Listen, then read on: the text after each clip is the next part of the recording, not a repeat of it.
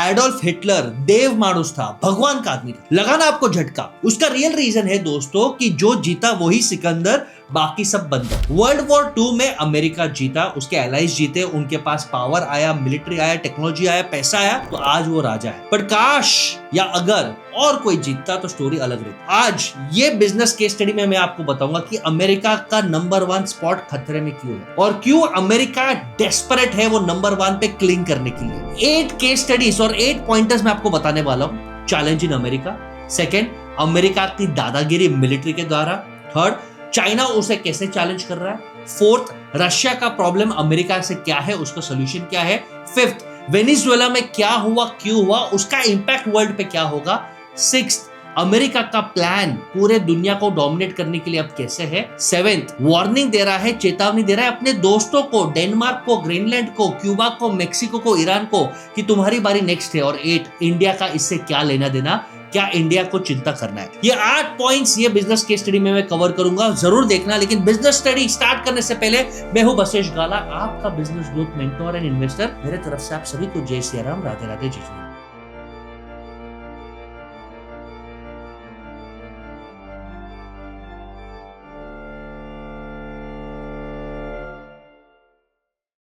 पहले America problem में है, अंडरस्टैंड करो। वहां के लोगों को इतनी बेनिफिट्स और कंफर्ट है, वहां पे चल रहा था काम क्योंकि इमिग्रेशन आ रहा था। लोग आ रहे थे इंडिया से, मेक्सिको से, वो गरीब काम कर रहे थे, छोटे मोटे काम कर रहे थे, मेहनत कर रहे, टैक्स चला रहे, और वहां से देश बढ़ रहा है। लेकिन आजकल वहां पे इकोनॉमी लड़खड़ा गया है, वहां पे ज्यादा ग्रोथ नहीं है, इन्फ्लेशन ज्यादा है, और जब भी महंगाई बढ़ता है अमेरिका ऑडियंस नाराज हो जाता है, प्रेसिडेंट का जीना हराम कर देता है। तो अब डोनाल्ड ट्रंप का कोर ऑडियंस जिन्होंने उन्हें वोट किया, मागा, MAGA, make America great again, ये कोर ऑडियंस कौन है? ये सब 50-60 से ज्यादा उम्र के लोग हैं। ये बहुत ही कंजर्वेटिव लोग हैं और ये जलस लोग हैं। ये जलते हैं इंडियंस और चाइनीज से कि ये अमेरिका में आए, इन्होंने मेहनत किया, डॉक्टर्स, इंजीनियर, साइंटिस्ट बने, फेसबुक, गूगल में रूल कर रहे हैं और ये मेजर ग्रो कर रहे हैं, हम ग्रो नहीं कर पा रहे। ये दुखी है अमेरिका के फेलियर पास से कि भाई अफगानिस्तान में हम सक्सेसफुल नहीं हुए, वहां पे अटैक किया, वियतनाम में हम सक्सेसफुल नहीं हुए, वहां पे अटैक किया, इतने हम वॉर्स कर रहे, कहीं पे भी हमें मेजर सक्सेस नहीं मिला और हम स्ट्रगल कर रहे, तो ये बिटर है। तो इन्हें एक मैचो अमेरिका, एक सॉलिड अग्रेसिव डोनाल्ड ट्रंप चाहिए, और यही लोगों ने, इमेजिन करो 70 मिलियन, 7 करोड़ यही लोगों ने डोनाल्ड ट्रंप को वोट किया। ये वोट बैंक को खुश रखना बहुत जरूरी है क्योंकि डोनाल्ड ट्रंप अमेरिका में नैरेटिव हार रहे हैं। कैलिफोर्निया में देखो लोग उनके अगेंस्ट है, न्यूयॉर्क में देखो वहां पे उनके अपोजिट आइडियोलॉजी का मेयर आया है। अमेरिका में अब बहुत पोलराइजेशन हो गया, और अमेरिका के ऊपर दूसरा खतरा, ये बहुत इंपॉर्टेंट बात है, उनके ऊपर कर्जा हो गया है $38 ट्रिलियन का, और ये कर्जा उनके जीडीपी से ज्यादा है। एस्टिमेट किया जा रहा है कि 2035 तक ये जीडीपी का 140% हो जाएगा कर्जा, विच इज नॉट सर्विसेबल। कि आपकी कंपनी की जो वर्थ है, आपका देश का जो वर्थ है, उससे ज्यादा 140% कर्जा हो गया जो सर्विस नहीं कर सकता। आज भी अमेरिका कर्जे को सर्विस करने के लिए और कर्जा बढ़ा रहा है, और इसलिए अमेरिका डेस्परेट है। और ये कर्जे को कम करने के लिए कैसे किया जाए? अमेरिका का पावर कम हो रहा है क्योंकि अब लोग डॉलर से दूर जा रहे हैं। यूरोपियन यूनियन EU में डील कर रहा है, यूरोस में डील कर रहा है। ब्रिक्स की कंट्री जो Brazil, Russia, India, China, south America, south Africa, ये जो कंट्रीज है ये डिफरेंट करेंसी की बात कर रहे हैं, क्रिप्टो राइज कर रहा है, कहीं ना कहीं गोल्ड बढ़ रहा है। अमेरिका का गोल्ड पे कंट्रोल कम हो रहा है। रशिया, इंडिया, चाइना ने गोल्ड रिजर्व्स बढ़ा दिया, और अमेरिकन जो डॉलर रिजर्व्स थे अपने फॉरेन रिजर्व में उसे कम करना चालू कर दिया। तो कहीं ना कहीं अमेरिका का ग्रिप कम हो रहा है कि हम डॉलर की दादागिरी करेंगे, हम इनडायरेक्टली ऑयल को कंट्रोल करते हैं, गोल्ड को कंट्रोल करते हैं, और अमेरिका नंबर 1। रियलिटी चेक ये है कि आज भी अमेरिका दुनिया का बिजनेस सेंटर है। कैसे? पूरे दुनिया का अगर हम स्टॉक मार्केट कंबाइन करें तो 55% stock market valuation is on America. India का सिर्फ 3 या 4% है। ये बहुत अस्टाउंडिंग नंबर है। अगर हम प्रॉफिट और कैश फ्लो देखें तो 50 to 70% पूरे दुनिया का प्रॉफिट और कैश फ्लो अमेरिका कंपनीज में जा रहा है। Facebook, Netflix, Meta, Google, Apple, ये सब कंपनीज में जा रहा है। तो इकोनॉमी पावर हाउस है, लेकिन बाकी चीज कोलैप्स कर रहे हैं, और इसके लिए अमेरिका खतरे में है। चैप्टर 2। तो अमेरिका की स्ट्रेंथ्स क्या है? अमेरिका की सिर्फ 2 ही स्ट्रेंथ्स है। एक है उसका टेक्नोलॉजी, जिसके लिए उसे एआई चाहिए, उसे चाहिए रेयर अर्थ मिनरल्स, और दूसरा है उसका मिलिट्री। अमेरिका ने पागलों जैसे अपने मिलिट्री में लाखों करोड़ों बिलियंस ऑफ डॉलर डाला है। ये साल का बजट डोनाल्ड ट्रंप ने प्रपोज किया है 1.5 ट्रिलियन डॉलर्स। आप इमेजिन कर सकते हो, ये भारत के जीडीपी का अप्रोक्सीमेटली 40% हिस्सा है, भारत के जीडीपी का। और अगर आप नेक्स्ट 5-6 कंट्रीज की मिलिट्री बजट कंबाइन करो, China, Russia, Germany, UK, India, Saudi Arabia, ये सब का बजट कंबाइन करोगे तो भी 1.5 ट्रिलियन डॉलर्स नहीं होगा। तो अमेरिका मिलिट्री पे इसके लिए स्पेंड कर रहा है क्योंकि वो उसका स्ट्रेंथ है, वो दादागिरी कर सकता है। आज भी जापान पे उसके बेस है, आज भी पाकिस्तान में डायरेक्टली इनडायरेक्टली वो मिलिट्री बेस रखना चाहता है अफगानिस्तान को कंट्रोल करने के लिए। आज भी कतार में उसका बेस है, साउथ कोरिया में बेस है, यानी पूरे दुनिया में मिलिट्री से वो कंट्रोल करना चाहता है, और इसके लिए वो आजकल मिलिट्री की धमकी दे रहा है। अब अमेरिका को रियलिस्टिकली चैलेंज करने वाला कोई नहीं है। रशिया एक टाइम पे था कि नहीं है। तो चैप्टर 3 अमेरिका का नंबर 1 दुश्मन है चाइना। चाइना ने इतना स्मार्टली किया कि कोई भी अमेरिकन कंपनीज पे डिपेंडेंसी रखा है 0। Google not allowed in China, Apple बहुत कम सेल है वहां पे, और अच्छे स्मार्टफोन्स भी है। चाइना ने अपना खुद का इकोसिस्टम बनाया। इमेजिन करो, एक दिन अगर इंडिया पे अटैक करना है 30 मिनट्स के लिए, अगर ये कम्युनिकेशन नेटवर्क डाउन हो गया तो किसी को पता नहीं चलेगा, लेकिन चाइना ने स्मार्टली अपने ऑल्टरनेटिव्स बना दिए। गाड़ी में भी टेस्ला का ऑल्टरनेटिव फ्यूचर के लिए BYD है। टेक्नोलॉजी अच्छा है, सेमीकंडक्टर अच्छा है, और पूरे दुनिया का मैन्युफैक्चरिंग कहां पे है? चाइना पे है। यानी मिलिट्री में, इकोनॉमी में और फ्यूचर में China is the real challenger, और इसके लिए अमेरिका चाइना से नाराज है। और अब चाइना की स्ट्रैटेजी क्या है दोस्तों? चाइना लोगों को पैसे दे के खुश कर रहा है। श्रीलंका में यही किया, नेपाल में यही किया, वेनेजुएला में भी यही किया। आते इसके बाद थोड़ी देर में, लेकिन अफ्रीका में भी अच्छे अच्छे जगह पे वो लोन्स देता है, इंफ्रास्ट्रक्चर के लिए फंडिंग देता है, और जब लोन्स रिपे नहीं किया जाता तो वहां के एसेट्स ले लेता है, पोर्ट ले लेता है, गोल्ड माइन ले लेता है, कोल माइंस ले लेता है, या स्ट्रैटेजिक लोकेशंस ले लेता है। यानी चाइना धीरे धीरे पूरे दुनिया को कंट्रोल कर रहा है। और China was the biggest buyer of American bonds, यानी अमेरिका को जब भी पैसे की जरूरत है, क्योंकि पूरी दुनिया डॉलर पे चलती है, अमेरिका सिर्फ डॉलर प्रिंट करता है, और यही ट्रेजरी बिल दुनिया को बोलता है आप लो। और चाइना मैक्सिमम ट्रेजरी बिल लेता था, इसे फंड करता था। लेकिन आज चाइना ने वो फंडिंग कम कर दिया और गोल्ड रिजर्व्स बढ़ा दिया, क्योंकि सब डॉलर को वीक करना चाहते हैं, डॉलर पे डिपेंडेंसी नहीं चाहते। चाइना के पास और एक स्ट्रैटेजिक एडवांटेज है, जिसके कारण वो अमेरिका के सामने झुक रहा नहीं है। और अमेरिका इंडिया को लेफ्ट राइट सेंटर धमकी दे रहा है, चाइना को ज्यादा धमकी नहीं दे रहा है, क्योंकि चाइना के पास है एआई और रेयर अर्थ मिनरल्स, जो सेमीकंडक्टर इंडस्ट्री को चाहिए, और ये सिर्फ चाइना के पास है। तो चाइना अमेरिका का हेडेक बन चुका है। और यहाँ पे आता है चैप्टर 4। रशिया किसी का सुनता ही नहीं है। ऑलमोस्ट 4 साल से वॉर चल रहा है यूक्रेन में। कोई बोलता है इन्वेजन, कोई बोलता है इंटरवेंशन। भाई अमेरिका करे तो चलता है, बाकी करते तो कैरेक्टर ढीला है। भाई रशिया को कंट्रोल करना बहुत मुश्किल है, और लोगों को डर है कि अगर चाइना रशिया कंबाइन हो जाए और उनके साथ अगर इंडिया और बाकी कंट्रीज जुड़ जाए तो ये एक सेकेंड फ्रंट बन जाएगा जो अमेरिका को अटैक कर सकता है।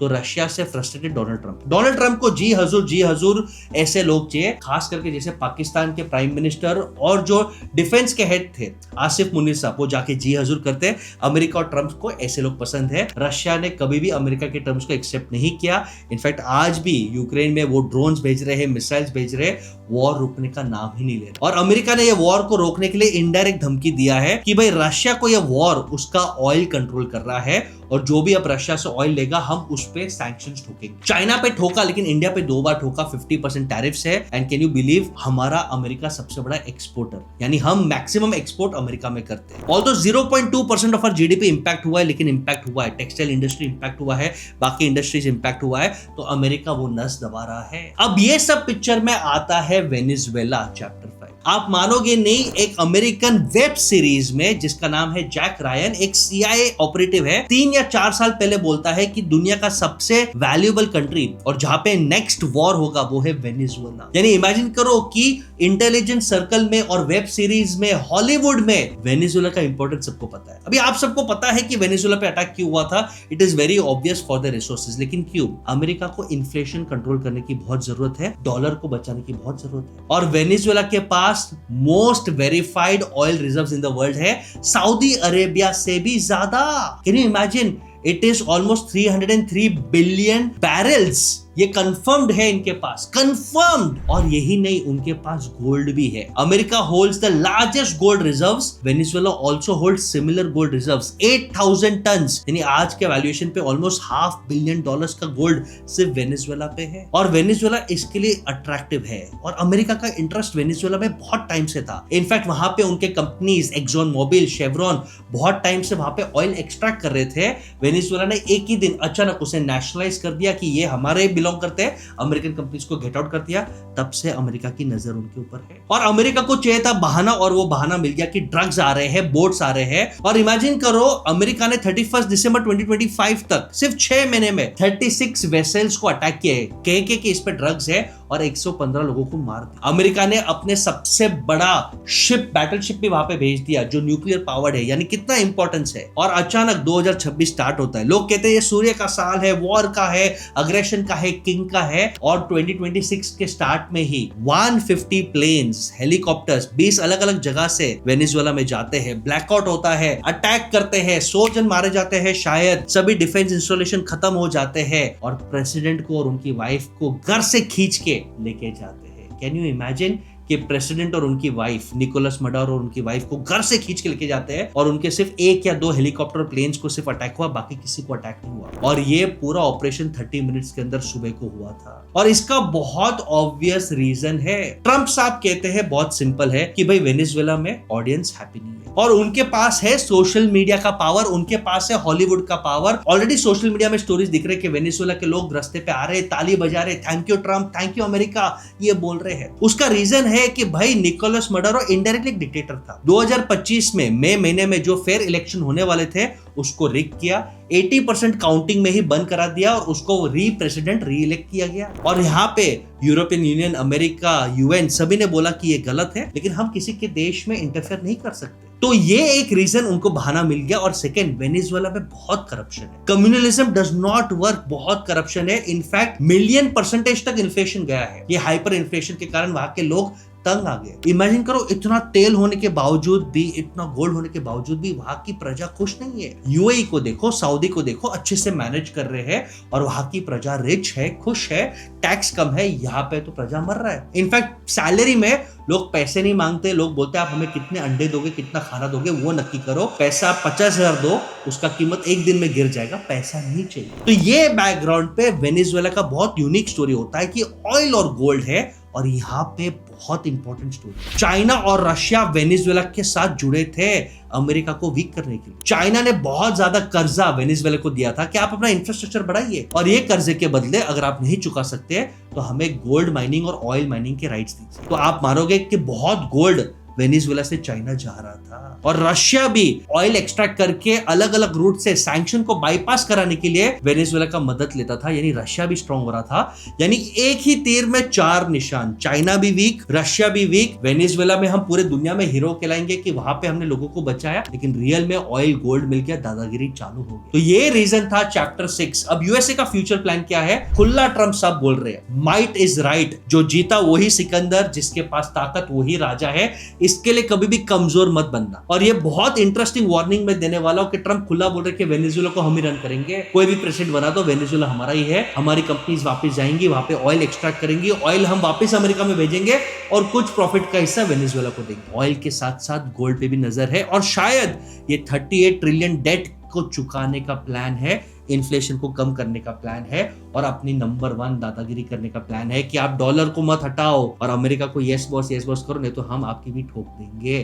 तो ये अमेरिका का प्लान है। अब डोनाल्ड ट्रंप साहब अपने मूड में वार्निंग पे वार्निंग चला रहे हैं। चैप्टर 7, क्यूबा को वार्निंग दे दिया, तुम्हारे यहाँ से बहुत ड्रग्स आ रहा है, कायदे में रहो तो फायदे में रहोगे, नहीं तो हम आपको ठोक देंगे। मेक्सिको को वार्निंग दिया, ईरान को वार्निंग दिया, इतना कि ईरान का सुप्रीम लीडर और जो इंपॉर्टेंट लोग हैं वो भाग रहे, अंडरग्राउंड हो गए। और सबसे इंटरेस्टिंग, कनाडा को बोल दिया कि तुम हमारा 51st स्टेट बन जाओ। लेकिन आज ग्रीनलैंड पे नजर, ग्रीनलैंड पे इसके लिए नजर है क्योंकि ग्रीनलैंड बहुत ही स्ट्रैटेजिक लोकेशन, आर्टिक ओशन को एक्सेस देता है, और वहां पे चाइना और रशिया की नजर है। ग्रीनलैंड एक्चुअली बिलोंग करता है डेनमार्क, वहां पे एक सर्वे किया गया था कि ग्रीनलैंड के लोग डेनमार्क के साथ नहीं रहना चाहते, वो इंडिपेंडेंट होना चाहते। पॉपुलेशन 30,000 से कम है, लेकिन ग्रीनलैंड लोग डेफिनेटली अमेरिका को ज्वाइन करना नहीं चाहते। अब डोनाल्ड ट्रंप ने खुला बोल दिया कि तुम डेनमार्क हो, तुम ईयू से जुड़े हो, तुम नाटो से जुड़े हो, हमें कोई फर्क नहीं पड़ता, हम शाम दाम दंड भेंट से ये जगह लेंगे, हम मिलिट्री को भी एक्सप्लोर करेंगे। और ग्रीनलैंड वाले थर थर कांप रहे। ये न्यूज आया है कि ग्रीनलैंड के हर सिटीजन को डोनाल्ड ट्रंप साहब शायद ऑफर कर सकते हैं 10,000 to 100,000 US डॉलर्स। ये पूरा पैकेज हो सकता है बिलियंस ऑफ डॉलर्स। नहीं तो मिलिट्री को लेके भी ग्रीनलैंड को अक्वायर करना है, क्योंकि उसमें रेयर अर्थ मिनरल्स है जो सेमीकंडक्टर इंडस्ट्री को चाहिए, और चाइना के पास है, चाइना दे नहीं रहा है, तो चाइना की डिपेंडेंसी को तोड़ने के लिए ग्रीनलैंड वो लेके ही रहेगा और अपनी दादागिरी चालू रखेगा। तो ग्रीनलैंड का क्या होगा?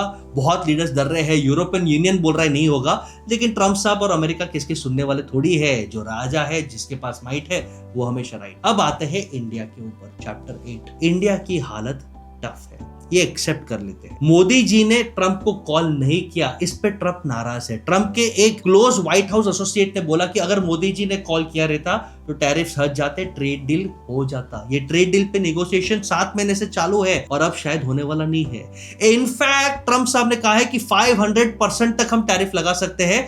ये बिल को उन्होंने अपने पार्लियामेंट में पास भी करा लिया, जो लेजिस्लेटिव बॉडीज है उसमें पास करा लिया। यानी अगर इंडिया पे, चाइना पे, अगर आप रशिया से ऑयल ले रहे हो, यानी ब्राजील, इंडिया, चाइना को धमकी है, हम आपके ऊपर 500% टैरिफ ठोक देंगे। ये होता है दादागिरी। अब इंडिया के लिए नेक्स्ट स्टेप क्या है? मेरे हिसाब से इंडिया के लिए टफ टाइम्स है, क्योंकि एक बाजू बांग्लादेश, वहां पे हम क्यों अटैक नहीं कर सकते हिंदू को प्रोटेक्ट करने के लिए? We don't know. एक बाजू पाकिस्तान, एक बाजू चाइना, एक बाजू चारों ओर से हम चाइना और पाकिस्तान से घिरे हुए हैं, एक बाजू internal politics, vote bank politics, और अब इसमें यूएसए जो हमारा दोस्त बन सकता था या दोस्त था, आज वो हमारा दुश्मन बन रहा है या हमें डोमिनेट करने की कोशिश कर रहा है। कहीं ना कहीं मुझे लगता है कि मोदी जी को tactfully, without losing his self respect और देश की स्वमान को गिराने के बिना, अगर वो रीच आउट करते हैं, थोड़ा थॉ करते हैं, तो अमेरिका पैसिफाई हो सकता है, डोनाल्ड ट्रंप पैसिफाई हो सकता है।